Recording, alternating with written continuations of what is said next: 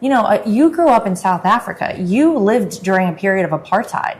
I'm sure you've seen a lot of horrific things. So to be called a Nazi by people, to be made out to be this monster, that must be really hard for you.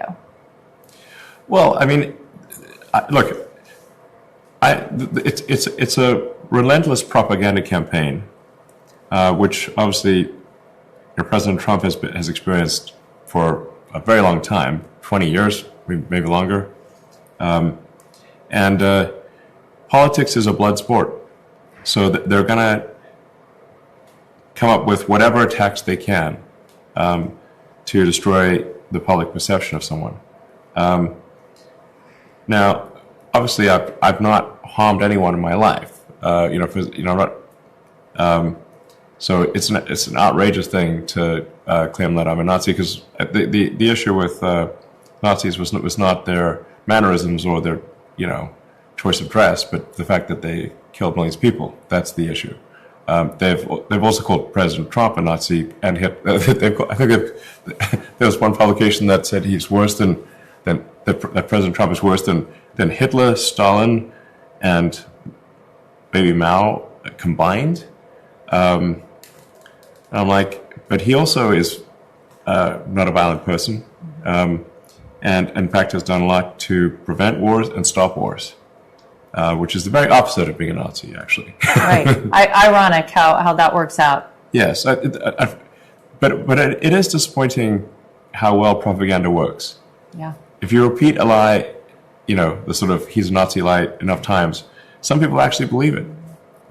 Especially people that still believe the legacy news. So if they still think that what CNN says, with the exception of Scott Jennings, is true, then they called me a Nazi on CNN. So if someone believes CNN, then they would say, "Oh, he must be that's a Nazi. That's because they said it on TV." The person on the TV said it, but they really are trying every angle to get me. So they would for sure try, if they could press a button and kill me in reality, they would press that button immediately. Wow. But since I'm a little difficult to kill, they are doing character assassination instead. Do you regret doing what you've been doing? Do you regret coming out and supporting President Yes, Trump? no. I hope not. Cut that part. I hope not. No. I was trying to be funny. But you got me. No, I think it was essential for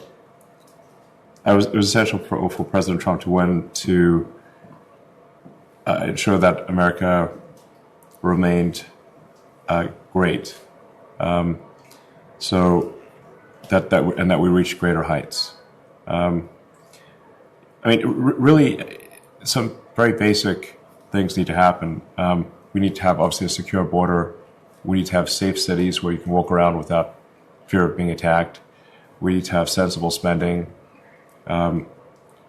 We need to strive to do great things in the country, to exceed the things that we've done in the past. And I think if President Trump had not won, I think the Democrat campaign to import vast numbers of illegal voters would have succeeded. And they would have naturalized vast numbers of illegals during the sort of Kamala regime. And they would have turned America into a one-party state from which we could never escape.